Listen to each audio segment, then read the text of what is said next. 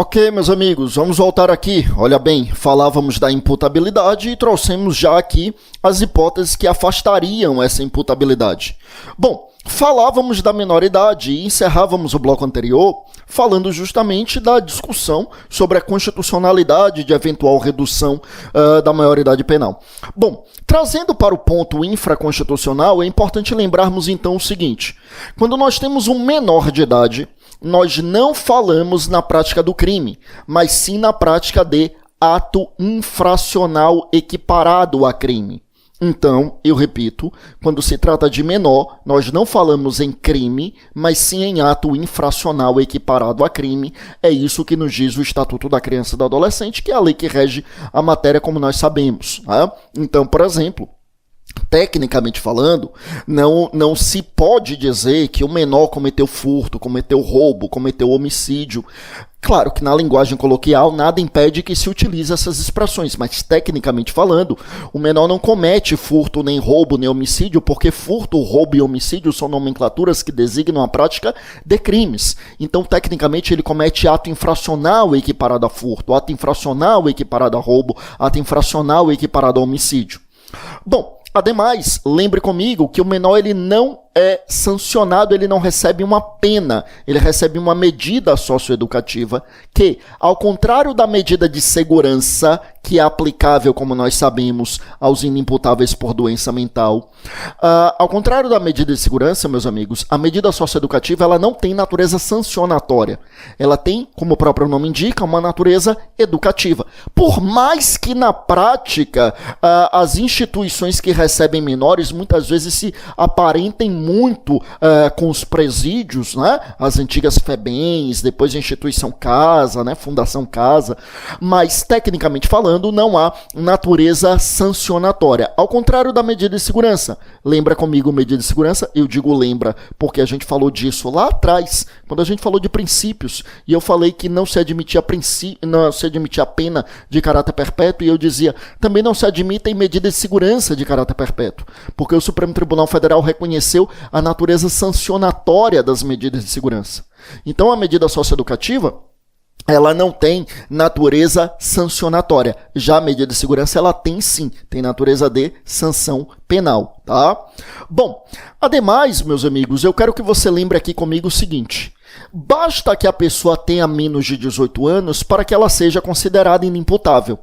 E isso porque nós adotamos no Brasil o chamado critério biológico, puramente biológico, para a aferição da inimputabilidade por idade.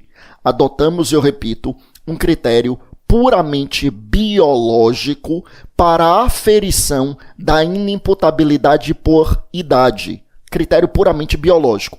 Puramente biológico, também chamado de cronológico, ou ainda chamado de critério etário. Por que critério puramente biológico, ou cronológico, ou etário? É justamente porque, se o sujeito tem menos de 18 anos, ele é considerado inimputável. Não importa se, no caso concreto, ele tinha aptidão para compreender o que estava fazendo. Não importa se, no caso concreto, ele compreendia o ilícito. Não importa se ele podia se determinar de acordo com esse entendimento. Nada disso importa. Só importa saber a idade dele. Ah, mas ele já foi emancipado na esfera civil. Pouco importa, a emancipação é para a esfera civil, é para a capacidade ali para os atos da vida civil e não para a imputabilidade penal. Então não importa, mas ele já tinha a maturidade de um adulto, ele já era rima de família, não importa. Tem menos de 18 anos, inimputável. Atingiu 18 anos, imputável. Veja também que não existe uma semi-imputabilidade por idade. Menos de 18 é inimputável, atingiu 18 é imputável. É diferente do direito civil, em que você fala em absolutamente incapaz quando tem menos de 16 e fala em relativamente incapaz quando já atingiu 16 e não atingiu 18. No direito penal, não. Menos de 18 é inimputável, atingiu 18 é imputável, não existe um meio termo nesse momento. Tá, mas quando é que a gente vai aferir se efetivamente ele completou os 18 anos? Eu quero que você lembre aqui da regra do artigo 11 do nosso Código Penal, que é aquela regra que nos fala da desconsideração das frações de dia. No direito penal, na contagem do prazo, a gente desconsidera as frações de dia. Ou seja, não importa a hora, não importa o minuto. Significando dizer o seguinte, quando virar 0 hora do dia do aniversário dele, ele completou 18 anos. Ah, mas ele só tinha nascido às 21 horas, então ele completa 18 anos só às 21 horas? Não. Em matéria penal, a gente desconsidera a hora ou minuto. Virou 0 hora do dia do aniversário dele, né? Então, assim, ele nasceu no 1º de janeiro. Tá, quando der ali, na virada do ano, 31 de dezembro, quando bater meia-noite, pronto, já é 1º de janeiro, então pronto, ele já é maior de idade, tá? Então essa é a ideia do cômputo aqui, desse momento da imputabilidade por idade. Meus amigos, eu já avanço aqui para a gente ir para o segundo tópico e falarmos aqui da inimputabilidade por doença mental. Inimputabilidade por doença mental. Veja bem, na inimputabilidade por doença mental, diferente do que acontece com a inimputabilidade por idade, para sabermos se o sujeito é inimputável, não basta um critério puramente biológico, que nesse caso seria chamado de etiológico. Né? Puramente biológico e etiológico seria o critério relacionado ali à doença. Né?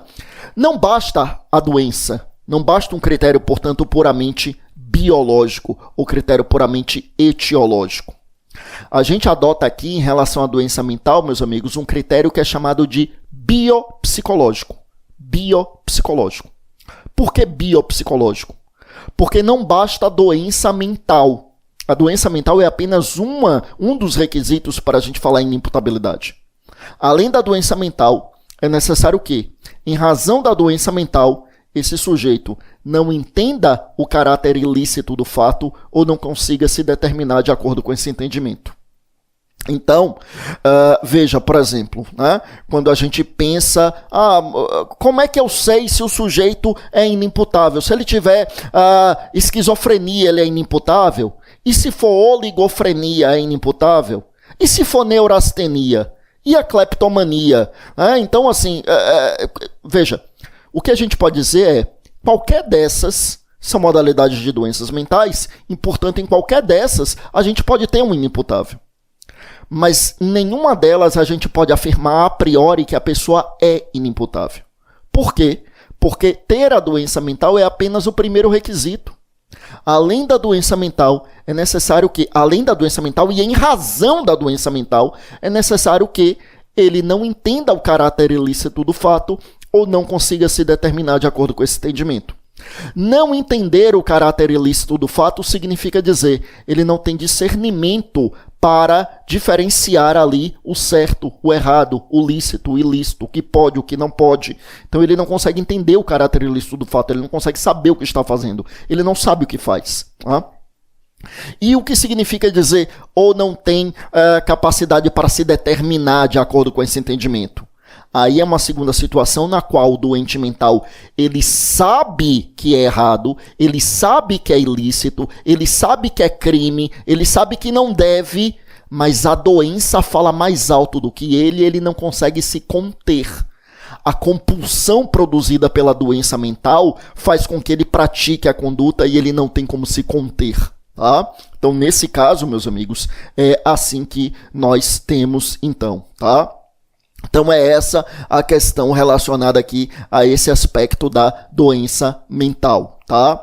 Agora eu trago aqui o artigo 26, lembrando então que aqui o nosso critério, né, ele é chamado de biopsicológico, biológico, porque exige a doença mental ou desenvolvimento mental incompleto ou retardado, e psicológico, porque exige que, em razão disso, o agente não entenda o caráter ilícito do fato ou não consiga se determinar de acordo com esse entendimento. E agora eu coloco aqui na tela o caput do artigo 26, que diz exatamente isso que a gente mencionava. Veja aí, o artigo 26 diz assim, é isento de pena o agente que... Tá, abri um parêntese aqui para a gente lembrar uma coisa que a gente disse lá no começo, quando eu falava lá no começo da teoria do crime. quando eu procurava explicar por que no Brasil é tão forte a teoria bipartida, aquela que nos diz que o crime seria fato típico e ilícito e culpabilidade não seria elemento do crime, mas mero pressuposto para a aplicação da pena. É porque eu procurava explicar que depois da reforma do Código Penal em 84, antes da reforma do Código Penal, ninguém falava isso no Brasil. E só se fala isso no Brasil. Por quê? É porque justamente com a reforma do Código em 84, todas as vezes em que a parte geral do Código vai tratar de uma causa de exclusão de culpabilidade, se utiliza expressão parecida com essa. É isento de pena. É isento de pena, não se pune. Geralmente é assim, é isento de pena o agente. Então, assim, é a partir daí que alguns autores começaram a trabalhar a ideia, exemplo de René Ariel-Dott, né, Damásio Jesus, começaram a trabalhar a ideia no sentido de que, olha, se o código diz é isento de pena, o código não disse que não é crime, apenas diz que não dá para aplicar pena. E foi daí que se desenvolveu a ideia de que a excludente de culpabilidade seria excluir a possibilidade de punir, mas não excluir o crime, né? É daí que vem essa história. Mas lembrando que para a maioria da doutrina, tanto no Brasil quanto no estrangeiro, o crime ele é formatado por 3 elementos mesmo, e a culpabilidade é sim elemento do crime, tá? Volte comigo aqui para a tela. Então vamos lá. Então o artigo 26, então ele nos diz: é isento de pena o agente que, por doença mental ou desenvolvimento mental incompleto ou retardado, era, ao tempo da ação ou da omissão, inteiramente incapaz de entender o caráter ilícito do fato ou de determinar-se de acordo com esse entendimento. Então, veja bem, então é isento de pena o agente que. Aí veja que, como eu dizia, nós temos o primeiro requisito, que é o requisito biológico, né? Quando o código diz assim, por doença mental ou desenvolvimento mental incompleto ou retardado. Então, aqui eu tenho, meus amigos, o primeiro requisito, que é o requisito biológico, ou a doença mental ou desenvolvimento mental incompleto ou retardado. Tá? E aí vem então o segundo requisito, quando ele diz assim, era ao tempo da ação ou da omissão. Isso é muito importante, quer dizer, ação ou omissão a gente sabe que é a conduta humana penalmente relevante. Então, a incapacidade de entender o ilícito ou se determinar de acordo com esse entendimento é exatamente neste momento da conduta. Veja que aqui se diz, né? Então, ao tempo da ação ou omissão, ou seja, ao tempo da conduta humana penalmente relevante, aí ele prossegue e diz assim, era inteiramente incapaz de entender o caráter ilícito do fato ou de determinar-se de acordo com esse entendimento. Então, era inteiramente incapaz de entender o caráter ilícito do fato ou de determinar-se de acordo com esse entendimento. Como eu dizia, inteiramente incapaz de entender o caráter ilícito do fato significa ele não sabe o que está fazendo, né? Ele não consegue discernir o certo e o errado, o lícito e o ilícito. E a segunda parte, quando ele diz assim, ou de determinar-se de acordo com esse entendimento, significa dizer, ele sabe o que está fazendo, mas a compulsão produzida pela doença fala mais alto do que ele não consegue deixar de agir, tá?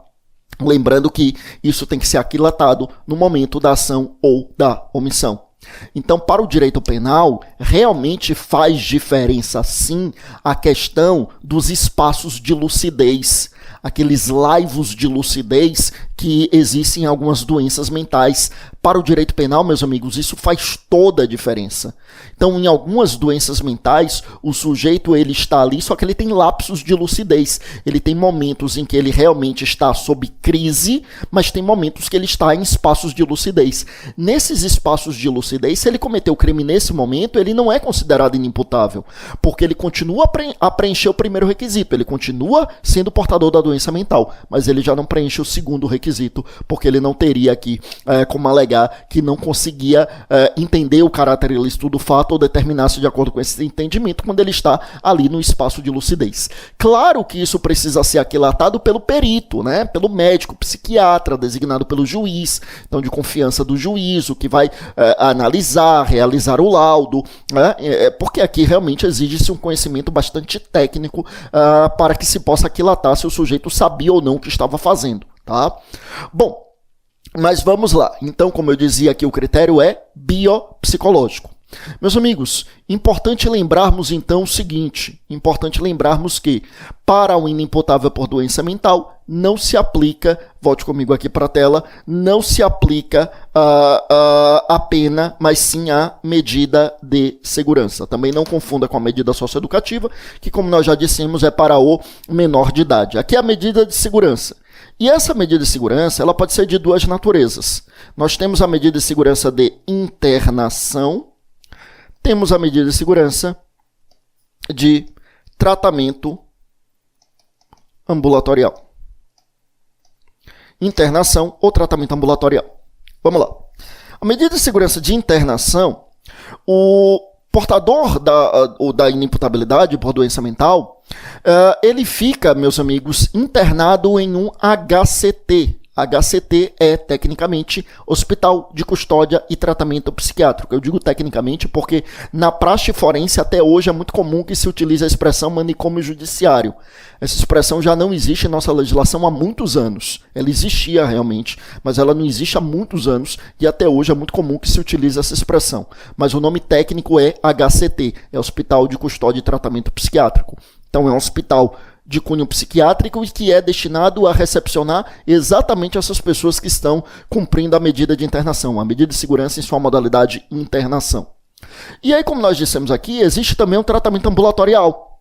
E no tratamento ambulatorial, o inimputável ele não fica custodiado, ele não fica internado. Ele é submetido a um tratamento compulsoriamente, mas ele não é obrigado a ficar custodiado, ele não fica internado em nenhum local, né? Essa é a ideia de um tratamento ambulatorial, tá? Bom, o que é que nós temos aqui? Quero que você lembre que a sentença que impõe a medida de segurança é uma sentença absolutória, já fazendo o link lá com o processo penal. A sentença que impõe a medida de segurança, eu repito, é uma sentença absolutória. Quer dizer, o juiz não condena uma medida de segurança. O juiz absolve e aplica a medida de segurança respectiva.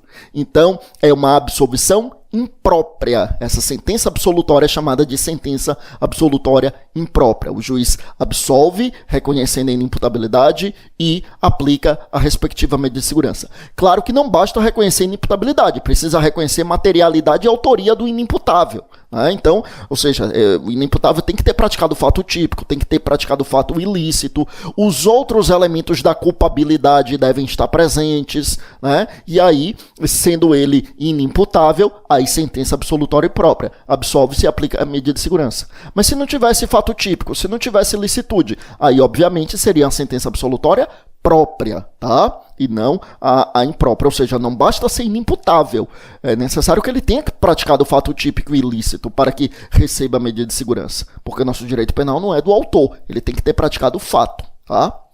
Volte comigo aqui para a tela, olha bem. Aí eu avanço para falar do semi-imputável. O semi-imputável, meus amigos, também é chamado de fronteiriço. Fronteiriço, justamente por se encontrar na fronteira entre a imputabilidade e a inimputabilidade. O fronteiriço, a figura do fronteiriço está no parágrafo único do artigo 26, que trata, meus amigos, trata aqui exatamente dessa figura da causa de diminuição de pena. A semi-imputabilidade, ela tem natureza jurídica de causa de diminuição de pena. Veja comigo aqui na tela. Vou colocar aqui, parágrafo único do artigo 26, diz assim: a pena pode ser reduzida de 1 a 2/3 se o agente, em virtude de perturbação de saúde mental ou por desenvolvimento mental incompleto ou retardado, não era inteiramente capaz de entender o caráter ilícito do fato ou de determinar-se de acordo com esse entendimento. Vamos por partes. Olha bem. Primeiro, meus amigos, antes da gente falar da análise desse parágrafo único, primeiro permita-me falar da expressão semi-imputável ou semi-imputabilidade. Há autores que não utilizam essa expressão, a exemplo do professor César Roberto Bittencourt, e que inclusive você percebe que aqui o artigo 26 não utilizou, e o professor César Roberto Bittencourt diz que não existe isso de semi-imputabilidade. Para ele, semi-imputabilidade, imputabilidade para ele é uma dessas ideias de caráter absoluto. Ou você é ou você não é. né? Ele utiliza como analogia como gravidez, né? Ou ela está grávida ou não está grávida. Não existe meio termo, ela não pode estar semi-grávida. Ou ela está grávida ou ela não está grávida, né? Não existe um meio termo, é o que ele utiliza assim como figura de linguagem. Então, alguns autores, como o professor César Bittencourt, não utilizam a expressão semi-imputabilidade, alguns preferem a expressão redução da culpabilidade ou culpabilidade diminuída, mas não semi-imputabilidade. Todavia, a maioria utiliza essa expressão semi-imputabilidade. Essa expressão já foi utilizada algumas vezes, tanto pelo STF quanto pelo STJ, e essa expressão também está na nossa lei. É verdade que não está aqui no artigo 26, mas, por exemplo, essa expressão aparece no artigo 319 do CPP. 319 do CPP é aquele que traz as hipóteses de medidas cautelares alternativas à prisão preventiva. E existe uma medida que é a medida de internação, que é aplicável aos inimputáveis ou semi-imputáveis que tenham praticado o fato com violência ou grave ameaça. Quer dizer, essa ideia de semi-imputabilidade aparece até na legislação, não aqui no artigo 26 do Código Penal, mas lá no CPP, por exemplo, tá? Então, é possível sim utilizar essa expressão semi-imputabilidade e semi-imputável, ainda que com as críticas doutrinárias, tá? E lembrando que também é chamado doutrinariamente de fronteiriço por estar na fronteira entre a imputabilidade e a inimputabilidade. Tá, voltando aqui para o parágrafo único, então a gente percebe aqui o seguinte. Em primeiro lugar, perceba que diferente do que faz o caput do artigo 26, aqui não se fala em doença mental, mas sim em perturbação de saúde mental. Volte comigo lá no caput, veja que no caput se fala em doença mental ou desenvolvimento mental incompleto ou retardado. Aqui no parágrafo único, conforme nós já destacamos, se fala em perturbação de saúde mental ou desenvolvimento mental incompleto ou retardado. Ademais, volte comigo lá no caput, veja que lá no caput está escrito assim, veja que o sujeito ele é inteiramente incapaz de entender o caráter ilícito do fato ou determinar-se de acordo com esse entendimento. Ele é inteiramente incapaz, aí ele é inimputável. Aqui, na semi-imputabilidade, veja que não está escrito isso. Diz que ele não era inteiramente capaz. Olha como é diferente. Não era inteiramente capaz, significando, portanto, que ele era parcialmente capaz. Ora, se ele era parcialmente capaz, então ele tinha parcial condições de compreender o ilícito, parcial condições de se determinar de acordo com ele, então por isso ele tem parcial culpabilidade, ou seja, parcial reprovabilidade na sua conduta. A gente falou que culpabilidade é reprovabilidade. Por isso que, diferentemente do que acontece com o inimputável, que é absolvido, como nós vimos em absolvição imprópria, veja que aqui ele não é absolvido, aqui ele é condenado. O semi-imputável ele é condenado, a sentença é condenatória.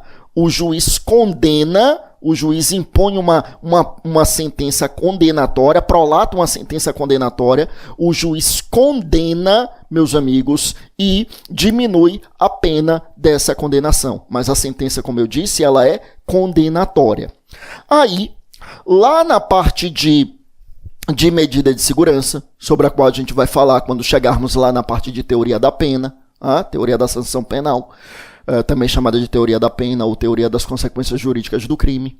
Lá nós veremos, mas eu já antecipo aqui essa informação, a partir do artigo 96, 97, e a gente vai ver que o juiz, diante dessa hipótese de semi-imputabilidade, ele poder dever, né? Se entender que é conveniente para o tratamento do semi-imputável, substituir, então, ali a medida, substituir, então, eu repito, ali a medida, a pena diminuída por uma medida de segurança.